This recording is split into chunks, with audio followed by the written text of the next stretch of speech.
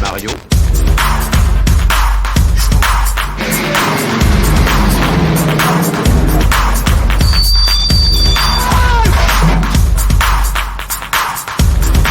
Et comme ça.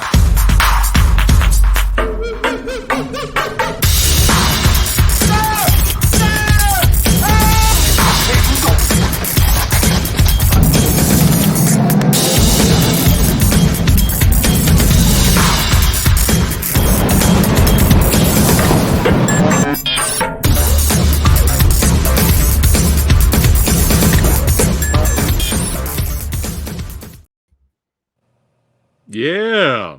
All right. We are back. That's right, baby. I was ready for it. Yeah, man. Yeah, man. It's your boy, Fat Samurai Guy, Preston, back again with another movie review. It's been a while, my friend. And this is like perfect. Because like I said before, you know, this channel celebrates action and martial arts and horror and a little bit of sci-fi. And sometimes we think out of the box. We'll do some movie reviews that are different. But sometimes it's just good to just go back in time when films were made differently, and you can experience and be pleasantly surprised by movies either you didn't know existed or movies you just go back in the well and pull out some classics and experience something phenomenal. And that's the magic of movies. And I'd like to give the shout out right now to a filmmaker, director, that's right, director Bone Cold, Billy Hanson, giving you the shout out right now, son, for this great, amazing, awesome recommendation. Yes, and it's nice to take a break once in a while from the martial arts and the action and the horror movies. Yeah, it's nice to do something a little bit different. So thanks again, Billy. Yeah, no, of course, man. Any opportunity to talk about this movie or like make people aware of this movie, that it exists, I am all for it. So thank you for checking it out. Yeah, I mean, you blew my mind because last time we had you here, if you guys, everybody watching, thanks again for tuning in right now. But make sure you check out our previous interview video where I interviewed old Billy here for his suspense film, Bone Cold. That's right. And we were talking about, I mean, we're already brothers. He likes metal music. He likes Queens of the Stone Age. Yeah. All right. That happened real quick with us, I feel like. That's right. He likes horror movies, but his forte is suspense. He has fell in love with the genre of suspense. And that's when we kind of went into the conversation of suspense films and the genre. And that's when you brought up The Wages of Fear. And you blew my mind because I had absolutely no idea that this film came out and way before The Sorcerer, Friedkin's Sorcerer. And that movie blew my mind. And I'm a late bloomer to Sorcerer. Shout out to my buddy Eric, the Asian movie enthusiast. He's the one that recommended Sorcerer. And I watched that, and that blew my mind. So now I'm like, oh my God, there's a movie that inspired Sorcerer. I got to see the original. So that's where Wages of Fear comes in. You know what's funny about that too is, so I saw Wages of Fear a long time ago, and I had no idea for the longest time that Sorcerer existed. So I remember having a conversation with someone where we were like, what? He was like, what is that movie with the trucks and they're going through the thing and explosions? I was like, oh, it's The Wages of Fear. He's like, no, it's not that. I was like, no, it's definitely that. What are you talking about? That's the story. And so both of us had to get to that, like, oh, there's a remake of this. Oh, there's an original. Yeah. I feel like people either know one or the other, but not a lot of people know that they both exist. Right. Yeah, I didn't know. So yeah, thanks for bringing that to light. But I've only seen Sorcerer once. Blew my mind. Loved it. Unfortunately, it was bad release timing because Star Wars came out. That was a wrap for Sorcerer. Plus, the title could have been called something different. But still love the movie. Yeah. But I have to ask you, Billy, I've only seen it once. You told me you rewatched it recently. How do you feel about it now in comparison to Wages of Fear? I feel like nothing will top Wages of Fear for me. Like, that's not speaking as someone, like, I don't look down on remakes at all. I think stories can be told, for new generations, that kind of thing.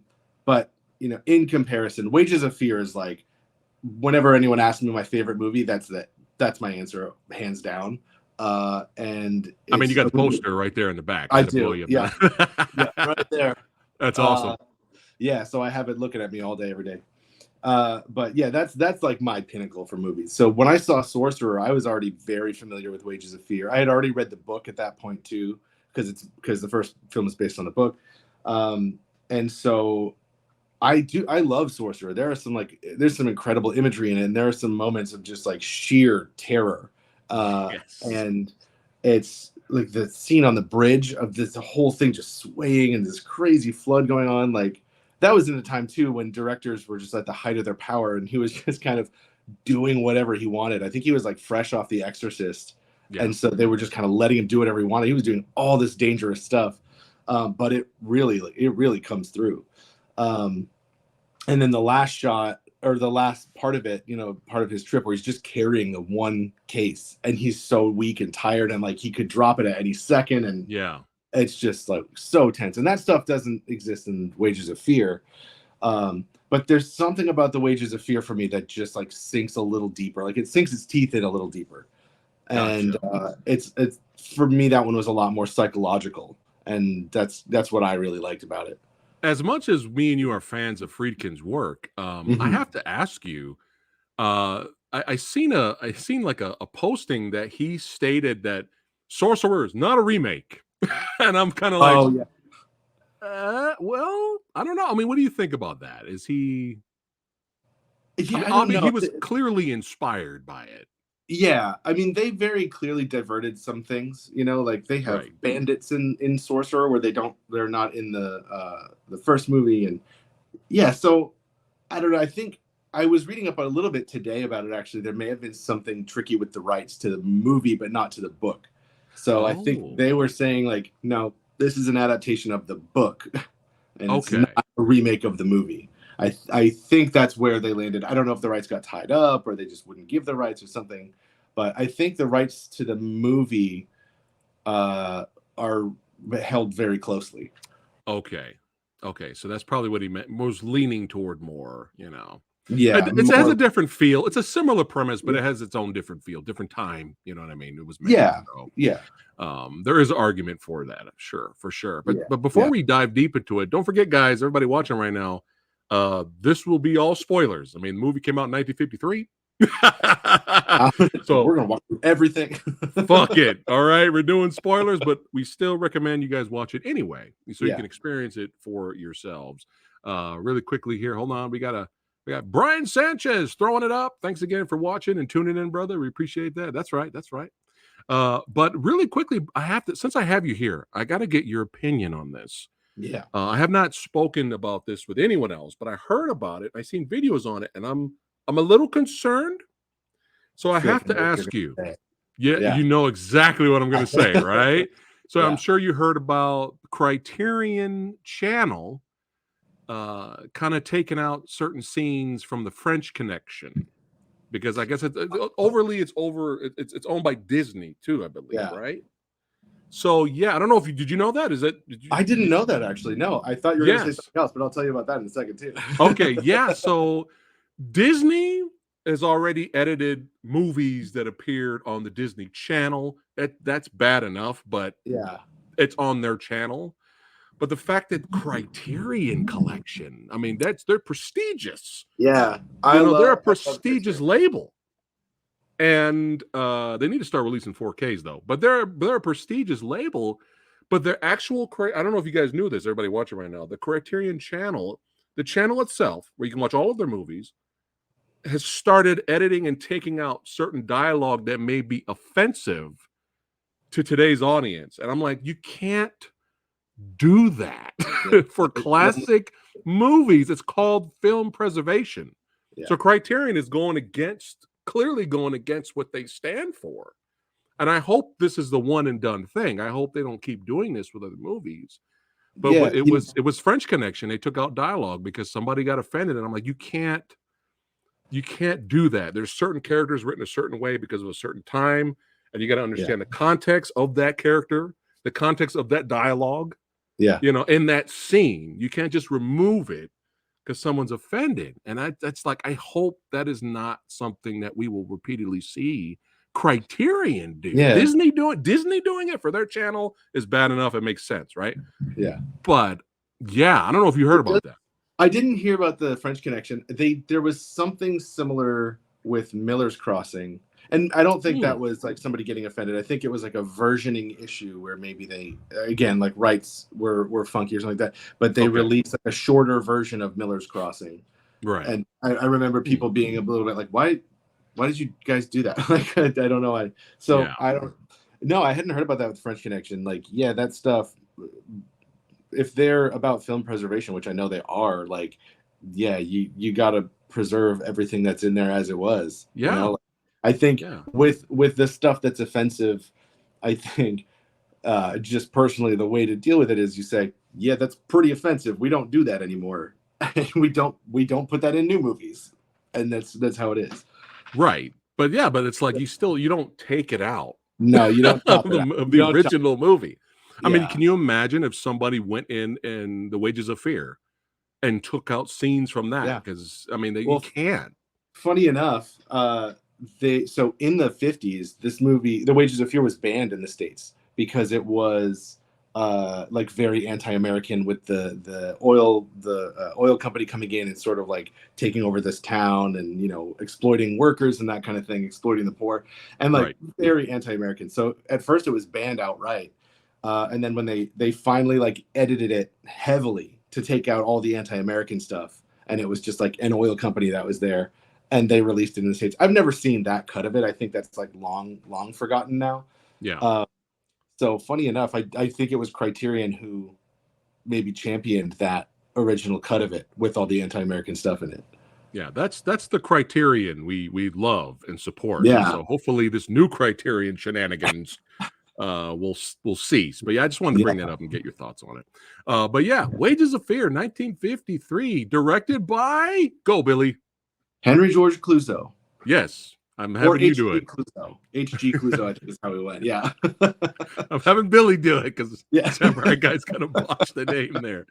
Quick plot synopsis. So, in a decrepit South American village, 4 men are hired to transport an urgent nitroglycerin shipment without the equipment that would make it safe. And what a bunch of interesting characters. A lot of these characters are great too. Very interesting and great performances from everyone. Great cinematography. The music's great. Very dark and bleak. And like, you know, right off the bat, I mean, this whole small little town here, it's just like the ass end of Earth, right? What do they call Tatooine? That's the ass end of Star Wars, right? It's just a horrible place. A lot of poor people. Everyone's literally just waiting to die. Yeah, and everyone's hot and sweaty and with nothing to do, and it's a depressing place. Yes, yeah, and it's just like, you know, a lot of people are desperate for work, and you know, and some people are desperate to get the hell out of there, like this character right here. Yeah, this little adorable sweetheart of a character. She's just like, all right, I like the new gent that I'm eyeballing. Hey, let's go, let's go hang out, let's party, let's get out of here. What was your honest thoughts of this character, though? So it's a really interesting portrayal because she's just like overly sweet, overly doting, and like devoted to the main character of Mario, you know, and he is this guy who just could not care any less about her. Yeah, the guy on the left there could not care any less about her, treats her horribly. She's like stealing cigarettes from the shop for him in the beginning, and she just wants him to love her, and that's it. That's all she wants, like, in her whole life. And he just treats her with such disdain, almost like just she's pathetic for wanting me and this kind of thing.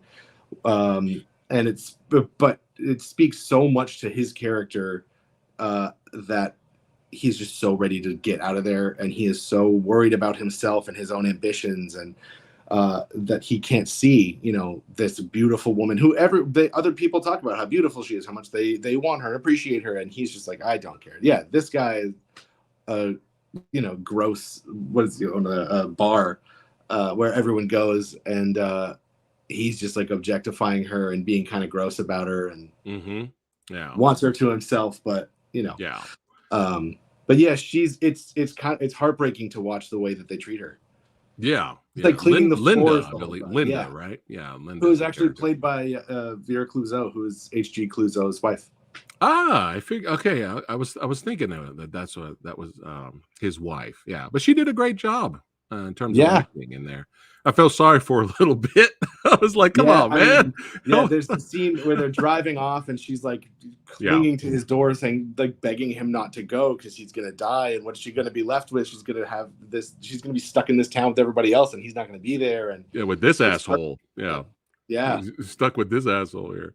Hold Uh, on a second. Got Psych Long saying morning. Well, good morning to Morning. you, Psych. Yes, yes. It is morning somewhere. Yes, it is morning somewhere. But yeah, she was fun. But yeah, you did feel for her a little Yeah. bit. But yeah, this town is just like everyone's desperate. Yeah. There's Death was the norm. yeah. Yeah. Hunger and death was the norm for this Yeah, town. there's a great description of the town too, and it just sort of paints a picture of everything. Where they say, yeah, I bought a ticket for $1 to get here, but it costs $1,000 to get out, and they're Yes, just trapped. There's just nothing to do except for work for the oil company that's right there, right. and Yeah. that's the only thing you can do. But it's so incredibly dangerous, Hmm. and like you said, death is the norm. People are dying constantly. Yeah. People getting hurt and maimed and burned, Oh and yeah. like Oh yeah, for they, sure. but I they're would have there to 'cause they're say being. my favorite character in the movie is Luigi. Oh, he's so awesome. Yeah. And just like fun loving. He just looks happy. Yeah, I want to hang out with Luigi, man. Yeah. Let's go. Let's go hang out. Get some champagne, you know. But yeah, I really enjoyed his character. But yeah, really, again, characters with character development, showing Mhm. layers. In the beginning, Mario was kind of a dick. I mean, Yeah. he really was a dick. He was a dick to He's like a Luigi. swindler. He's a swindler. He just like is Oh yeah. incredibly selfish. Hmm. And latches onto the character of Joe when he shows up, who's like very clearly just, yeah, there he is, just very clearly like a Robert De Niro kind of gangster criminal on the run. Yeah. And like they together they think they're just going to own the town, they're going to take over everything and run the show. And uh as the story progresses, they go out on the trucks, you see just everything quickly devolve. But Dude. this is one of those movies that I love. They take so long in the beginning. It's like an hour before they go out on the trucks. Yes, But this is a slow burn film, but for sure, for sure. if you're patient, you will be rewarded as an audience member. Yeah, and it's one of Uh, those movies too that's doing all those scenes leading up, building the character and stuff. It's doing so much more than you think it's doing, and it's giving you a lot more than yes, it's giving you, so that when it's in the back end, you're remembering all that stuff, and yeah, you're yes, realizing how epic of a journey this is. especially with Joe. Like you're right, he did show up like he was straight up gangster. He was Yeah, badass. He was a big shot. You know, everybody in the town was looking at him. They were mean mugging him. You know, they were like, "Look at yeah, oh this yeah, dude acting yeah. like he's the shit, rolling up in here." You know what I mean? And then he And pulls a gun on Luigi. yeah, Like, this son of a bitch! Like, how dare you? That's my friend Luigi. I know, and he ends up slapping him, and Oh, then he's like, yeah, yeah, then he gives Luigi the gun. He's like, pull the trigger. I mean, he was really showing how badass he was, or how much balls yeah, he had, which makes his character arc. yeah, I was stunned later. What happens? We're gonna get to that. What yeah, happens to the character? Because at this point, you're like, holy shit, you don't want to mess with Joe here. yeah, This whole entire sequence in the bar, the entirety of it, the very beginning, where he's Luigi's trying to turn on the radio and have some fun, and then Joe's like, no, I don't like loud music, turns it off. Ever since that to the very beginning, until the very end where he slaps him, all that, dude, I was like, this is like, I was on the edge of my chair here. I'm like, yeah. okay, what It is is gonna tense. it was really really tense and suspenseful, the whole entire sequence. Yeah, Even because when you're it just came wondering. down to even when it came down to him trying to order drinks for his friends, Yeah, it got really, I was like, dude, it's about to escalate. What was it? What was it? That escalated very quickly when he's like, yeah. oh. And somehow, when the gun comes out, it still escalates more. Like he pulls the gun, you're like, all right, well, it's done. That no. He's like, well, yeah, it's easy to pull. What is he? He has a line that's something like, well, yeah, you could, it's easy to talk a big game with a gun or something. And he just hands him the gun. He's like, go ahead. And he just stands there. Yeah. And just like somehow it's one extra twist of the knife that's just like fascinating. Yeah. And Joe's like, he just gives the gun back. He's like, I am no murderer. I'm gonna roll out for the day. Yeah. But yeah, at this point, you did not want to mess with Joe. No.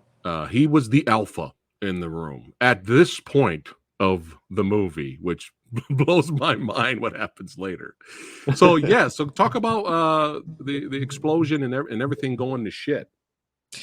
So yeah, they select these 4 people from the town who are all desperate to get out and basically offer them like, hey, this is an impossible job, but if you pull it off, you're going to be rich. You'll have enough money to get out of here and be set up. So of course, everyone's clamoring for it.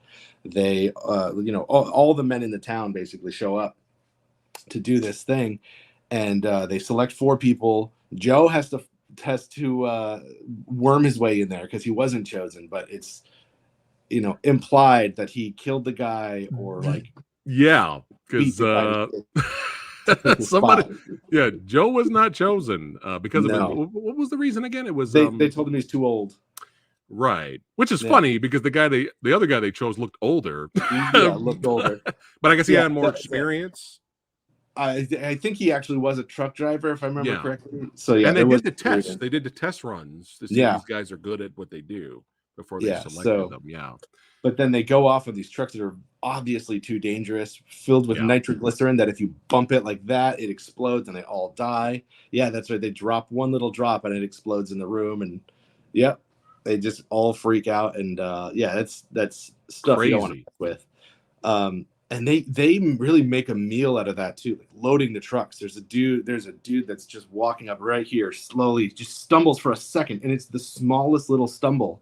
Yeah, and it's so because if he drops that, they all die. I know everybody's dead. Yeah, and it's just so incredibly tense when you're not really expecting it. Like such a mundane thing as bringing these barrels up onto a truck, or the bottles, whatever they are, the canisters. That's the word, up onto the truck. That is extremely dangerous. And they were getting big money. I mean, that was big money for back then. For sure. Yeah, I think it was they were being offered $2,000 each. But if somebody didn't make it, the rest of them would split the shares. So they don't all make it. Big spoiler. We're gonna but very tense on the way, very slow moving, but man, anything can happen at any time. They really had to use their skills. It's just nonstop, I feel like, and it's not fast action. It's very slow moving. Like those trucks, they don't go fast, except for, I guess there's one scene. But the first thing, so this is when, I'm going to jump back a little bit for a second. The first time I saw this, I was in film school, and we had this class that was called film genres. And it was basically a professor would come in, show us a movie, we would talk about it, and then that was the class. But it was like 3 hours long, and it was at the end of a really long day, so none of us liked going to it. But I almost skipped the class that had this movie, but we watched it, and I was into it. I was into it for the first like 45 whatever minutes, and then the trucks came along, and then the suspense just ratchets up from there. But the first really big suspenseful scene is the trucks driving over that I don't even know what you call it, the ridges, in the road, where if you go too slow, the truck will bounce a little. And boom. If you go too fast, no, you know what? You have to go slow or fast. That's what it was. Right. You couldn't just stop. You couldn't stop. You couldn't. I think it was you couldn't go like 30 miles an hour. You had to go faster than that or slower than that. That's what it was. Right. Otherwise, the truck will vibrate and it will explode. So just by happenstance, the first truck, which is about, like they say, half an hour ahead, decides they're going to go slow over the bumps. Yeah. And then the second truck decides they're going to speed over the bumps. And you just watch the 2 trucks coming closer, and they realize what's happening, but they can't stop. And they're getting closer and closer and closer. And that's in the first time I saw it, I was sitting in class. I was sitting like this on the edge of my seat, just like, what could possibly happen right now? Yeah. And just escape disaster by the narrowest narrowest margin. I And so wonder if that's this the moment I was in. I wonder if this movie and book inspired Speed. It had to have been in part. It had to have, Yeah, because I like wonder. the way that the suspense is constructed in every scene, like any writer, director, anybody who pulls on suspense or lives in that world, like they have to at least know about the movie and know how effective it is. Yeah, for sure, for sure. I know You know, that Christopher Nolan talked about it for Dunkirk. He talked about pulling from ah, Wages of Fear. Yeah, I don't exactly know how because yeah, Dunkirk doesn't really seem like that kind of movie, but he did talk about that as one of his inspirations. interesting. Well, that's awesome. That's awesome. There was Mhm. another movie I've always wanted to see that also sounded similar to, well, Wages of Fear came before it, but it came out in, I think, in the 70s. I'm not sure, but it was a Japanese film called Bullet Train, I think, and Sonny Chiba was in that. But Oh, no. that was very similar. They're on the bullet train and they had to stay a certain speed, or there was going to be an explosion. And yeah, it's crazy, huh? Right? Uh, Apparently, that's just a trope. I had no idea. well, it had to start. It had to start somewhere, man. Yeah, That's right. there it That's is. right. But yeah, that scene was very intense, especially when they were trying to cross the little bridge here, Yeah, and yeah. that was intense as well. Another really simple little setup. Like Yeah, heavy have to do this really tight hairpin turn using the help of this little bridge, and it's rotting wood, and it just escalates. It's the same as that scene with the gun. It just gets worse and then worse and then worse and then yeah, worse, yeah, and then the heavier truck comes in. It's just crazy. So yeah. yeah, Simple but effective. That yeah, sums up Wages of Fear right there. yeah. But here's where Samurai Guy. Here's where I'm just like, oh my god, are you fucking kidding me right now? So we're introduced to, again, the badass Joe, right? Like, hey, hey, Yeah, let me call my buddies and take you out. You don't want to mess with Joe. He's the kingpin. All right, he's the that's alpha. a tough guy. That's right, the tough guy, the alpha. We'll give you the gun. We'll give you his gun and tell you to pull the trigger, because that's how badass he is. This character, by towards the third act of this movie, becomes completely useless. Completely useless and Yeah, just scared, and just a complete 180 of his character, complete coward. yeah. And I could not believe it. What scene was it where he's just holding, instead of getting away from the truck? I think rocks were coming down, It was after they right? blew up the rock. Yeah, Right. They blew up the rocks to get through, and the rocks were coming down, and everyone else is, off to the side, and he's such a coward. He's so scared that he stays hold in by the truck, holding onto the truck like this, yeah, because he's so scared to move or do anything. And I'm just like, oh my, I couldn't believe that this was the same guy from earlier in the film. yeah, But that's great writing, yeah, great character development, something that you don't see coming. And yeah. I couldn't believe it. That's one of the things I love the most about this movie, because in the stuff that I write a lot about masculinity, and I write a lot about like toxic masculinity, how it steers people wrong, how it can be a facade, whatever. But that character development, that arc, his like downfall is one of the most fascinating things to me, because he is a tough guy. He literally gives somebody a gun and says, "Shoot me," and he doesn't flinch, he doesn't blink, he doesn't anything. And then you sort of realize it's not about this, like, it's not about a lack of fear, it's about a lack of control for him. And I think if he's Yeah, in control of that situation, he's fine. He knows what's going to happen. He's not going to die. This guy's not going to shoot me. He wouldn't have done it if he thought he would.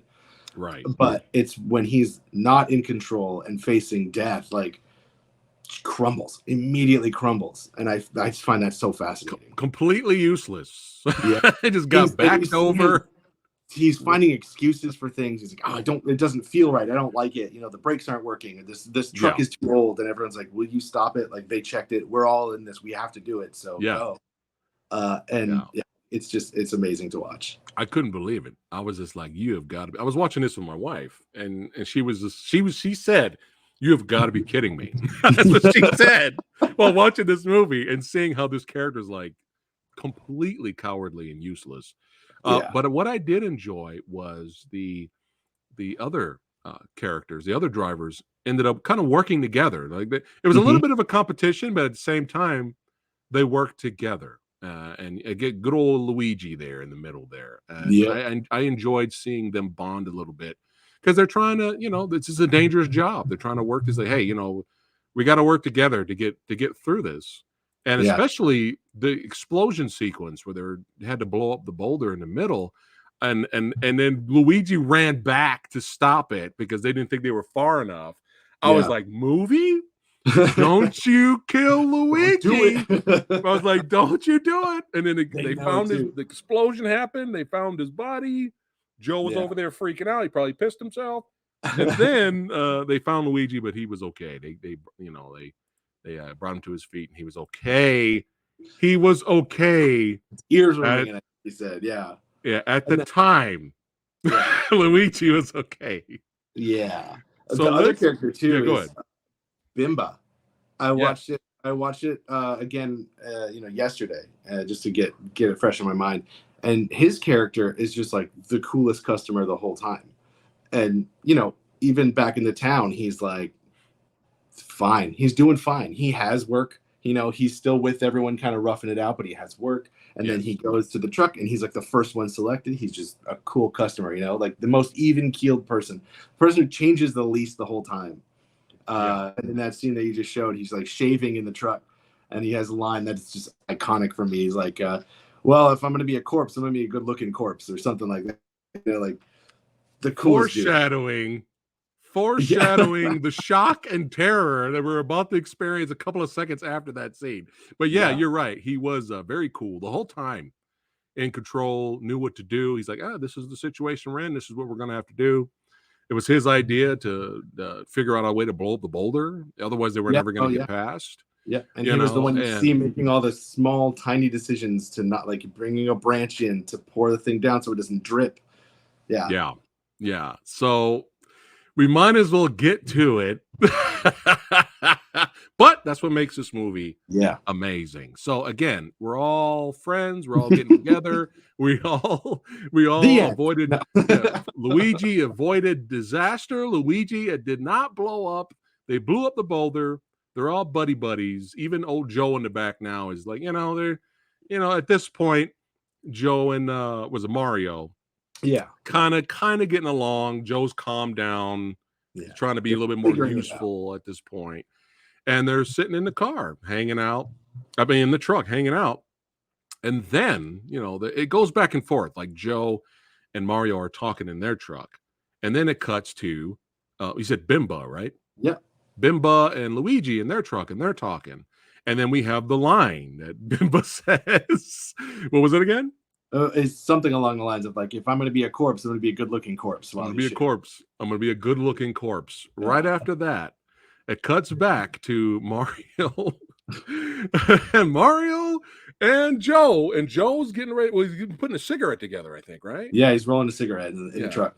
He was rolling a cigarette in the truck. And this was so just expertly directed, superbly directed, how this happened. They're driving. Joe's got the, he's getting ready to roll it up. All of a sudden, wind blows it away. Right when the wind blows it away, you see a quick flash. Very quick, couple of seconds. And right after that, Joe and Mario look ahead.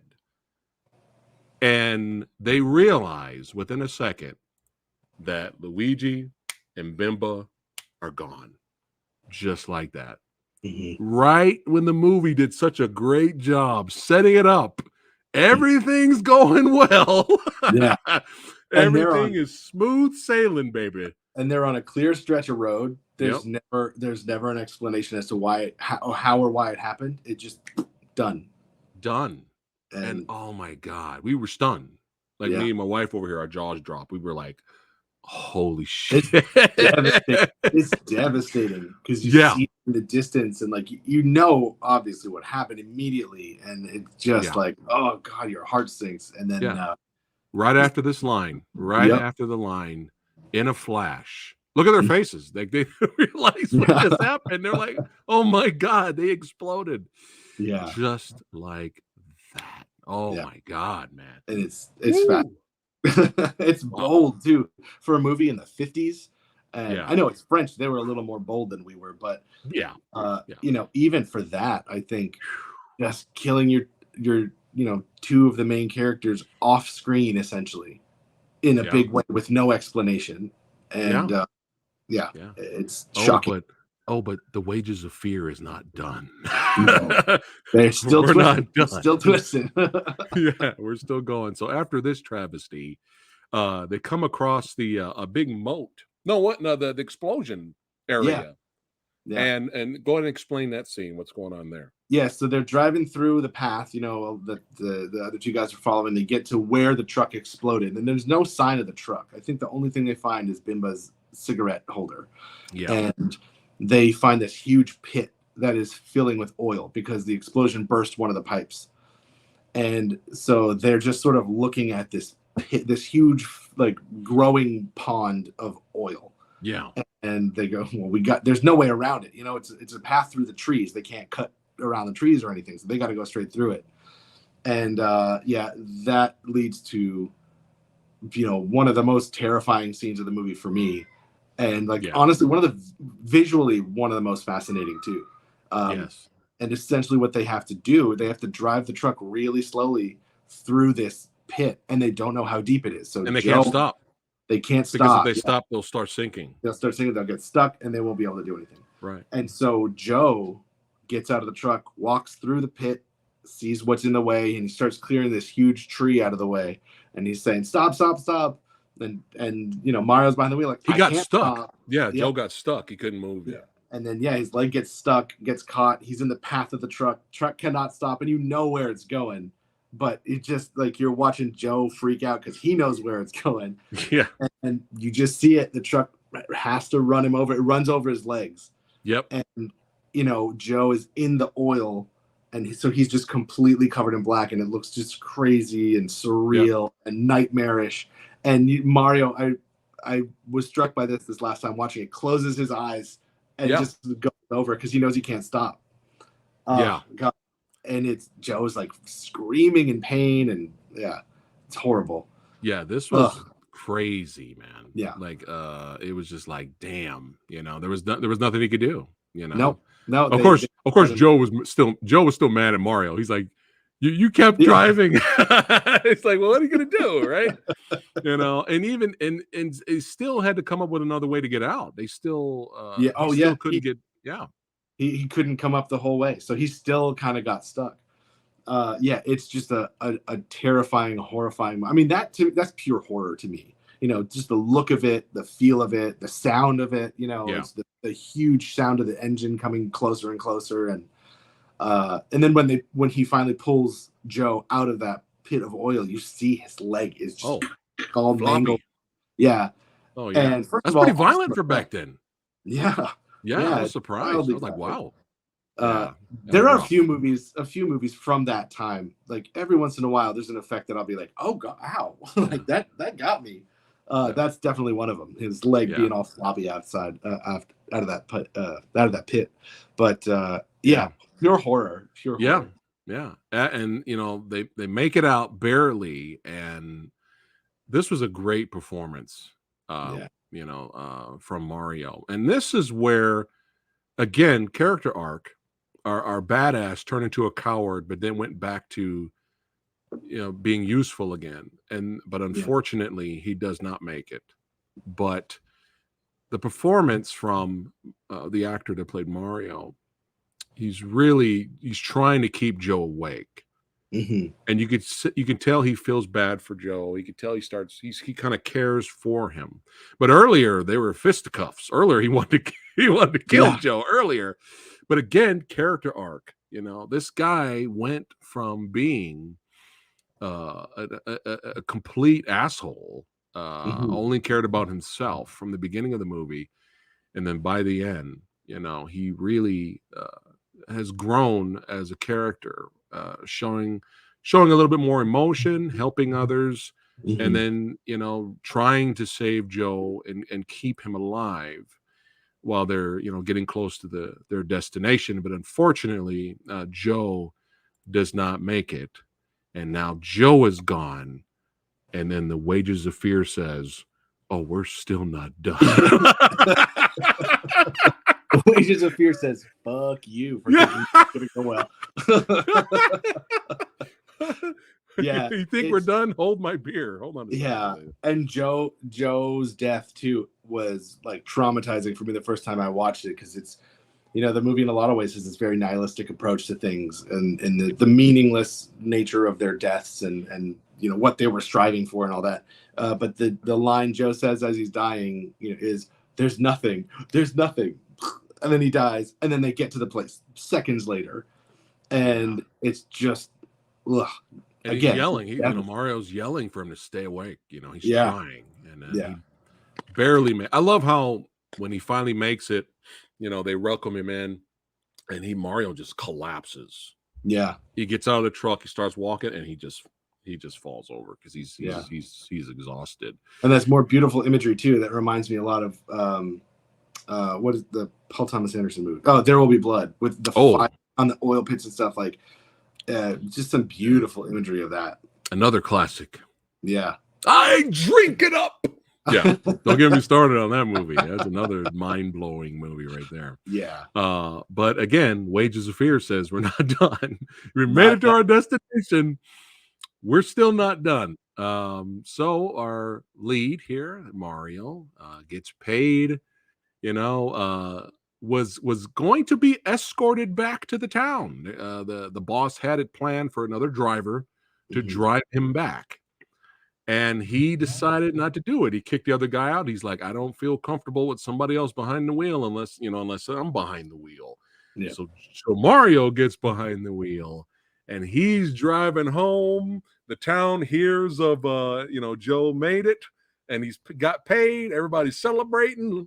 You know, Linda's all happy. Everybody's dancing. We got some happy music playing in the background. Like, everything's going good. Joe's driving around the corners. He's all happy and everything's going great. And I'm just sitting there, okay, something's going to happen. I'm like, no, something's going to happen. God damn it. Even my wife was like, "Oh, God damn it. It's not, we're not done. We're not done. We're not done." And he's just like, everyone's happy. And Joe's just smiling. And then Joe loses control. He goes over the cliff. The truck goes all the way down, smashed, dead. Yeah. And right after that, Finn.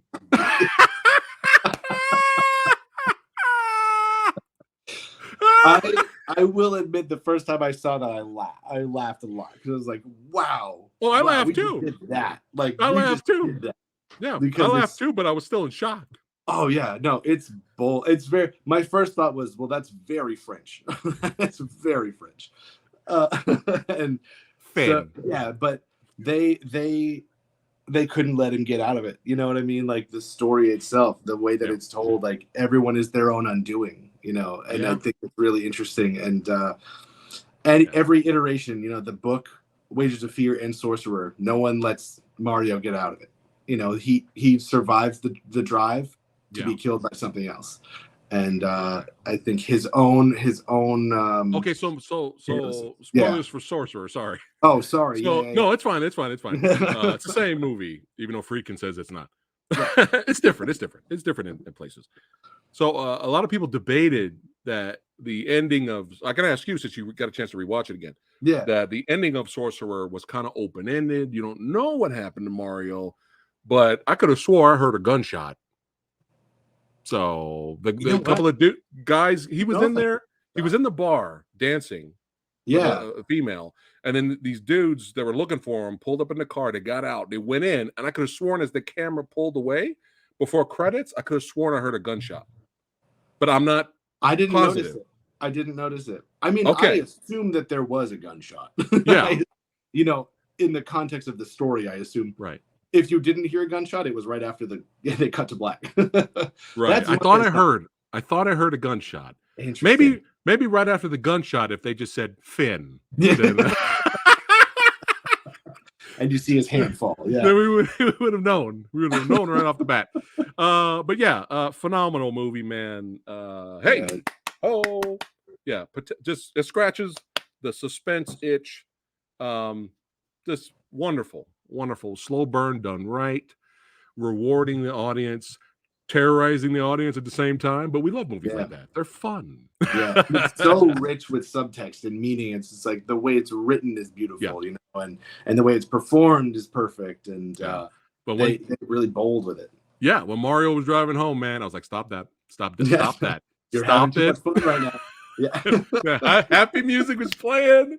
The town was jamming. Everybody was getting down. Yeah, no, and that's then recipe for disaster right there. Finn. That's the poster I should have on my wall somewhere. Just that frame. Just you have one, or are you going to get no, one? I should. I'm going to have to get one now. You should get it. You should get that, or get this on a t-shirt. Oh, that's smart. There you go. Smart. Yeah. Go to when it'll be you and me that know what. No, people will ask, and then you go, "Hey, have you heard of Wages of Fear?" Wow. Yeah. But just phenomenal. I'm not bullshitting around. We getting straight to the rating. I'm giving it an A+. Wages of Fear, A+. That's what I'm giving. That's the rating I'm giving it, and I'm sure. We already know Billy's giving it an A+ as well. Oh yeah, no, I'll double stamp that right now. Yeah. Billy's giving it an A++. Yeah, there are a few movies that have affected me as much as this one still does. You know, even it's black and white. It's from the 50s. It's very dated. It doesn't matter. It still hits me really hard after seeing it like, I don't know, 30 times or something. However long I've seen it. Great storytelling and great filmmaking will always affect and touch someone, no matter what the generation it is. Yeah. That's why we hope and pray that Criterion Channel will not fuck with Wages of Fear. Well, so what I thought you were going to say in the beginning was all the stuff going on with TCM now. Oh, what's going on with TCM? So Warner Brothers just laid off a ton of executives from TCM, and it looks like they're going to cut it, maybe get rid of it. But a lot of filmmakers came out. I think Christopher Nolan, Steven Spielberg, Paul Thomas Anderson, they all like had an emergency meeting with Warner Brothers to be like, you cannot do this. You cannot get rid of TCM. They're cutting the streaming service. That's the suspicion. Well, the suspicion is they're going to get rid of TCM altogether because they let off so many of the executives. But everyone's like, no. It is incredibly important to curate old movies, like to go back to the classics, make sure people can have access to the classics, that they are sort of, you know, curated for newer audiences.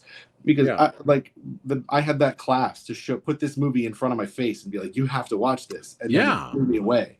And if people don't have that opportunity to go back and look at the movies that inspired the movies we love now, you know, exactly. Hopefully you're going to miss out on a whole lot of stuff that you really love. Because Clouzot did everything I've seen almost all of his movies, and all of them are awesome. And it's like he's a French Hitchcock, you know, like these movies you probably never heard of, but they're amazing, incredibly crafted storytelling. Most of them are suspenseful.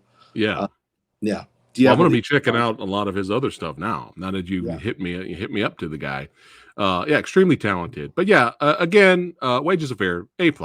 Awesome. You know, and keep, you know, film preservation is very important, and keep the classics the way they are. Stop fucking with shit. It's perfect as it is. And in today's generation that are writers and filmmakers of today, it's even more important now that they have access to the original classics and stuff like that, so they can be inspired like you to make movies of today. It's very important, you know. The last thing you want the today's writers and today's filmmakers to have their own creative vision and their own voice, not to be pressured into, you know, oh, we got to have this in here because, or we have an agenda we got to push. No, have their own voice. You know, it's very important. It's very important. That's why you can't fuck with the original. Stop fucking with it. You can't. It's done. What's done is done. That's kind of how I feel about it. You know, exactly. I don't know what they cut from French Connections.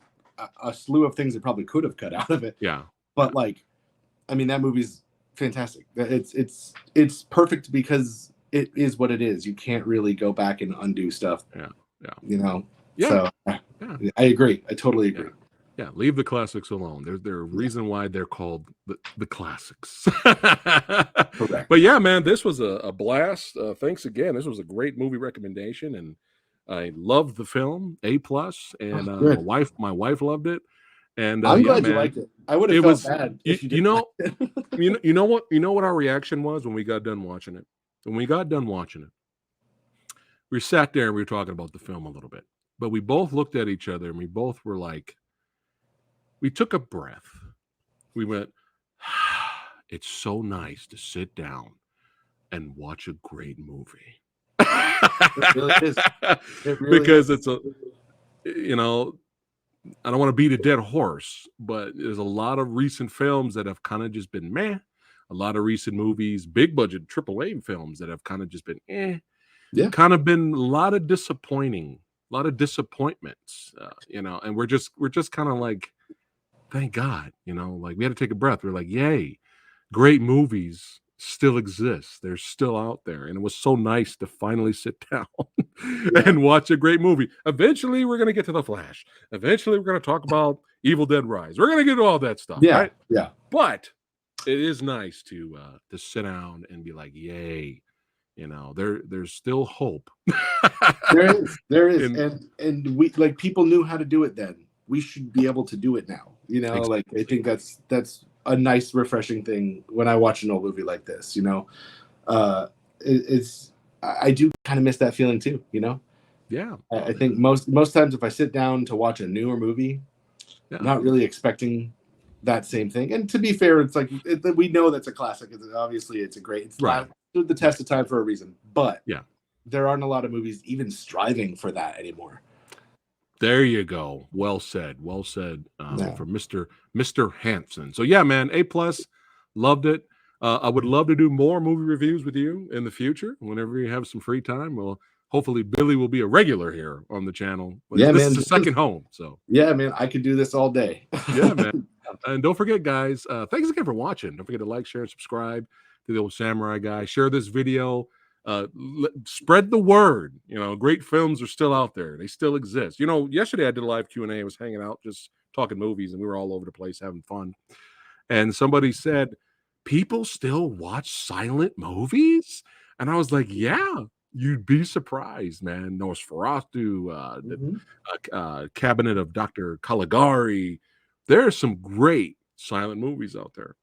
Great filmmaking is great filmmaking, right? So yeah, thanks again for watching, and don't forget, look in the description box below so you can follow Billy on Instagram and all that stuff. Keep supporting Well Go USA. Don't forget to check out Billy's movie Bone Cold, suspense and action. That's right, and some psychological warfare thrown in as well. And I'm gonna throw it in right now. I haven't scheduled it yet, but I might as well do it right now. Well Go USA shout out. We got Fist of the Condor. And day 0 from Well Go USA. We got some giveaways here, Blu-ray giveaways here tomorrow at 5 p.m. Hang out with Samurai Guy for a shot to win some Blu-rays. And again, thanks again for watching. Billy, again, second home, buddy. Don't go anywhere. I'm down. Don't go anywhere, Billy. But I'll see you guys on the next one, guys. Keep watching movies, enjoy them. And that's what it's all about, baby. And always preserve the classics. See you guys on the next one. Take care.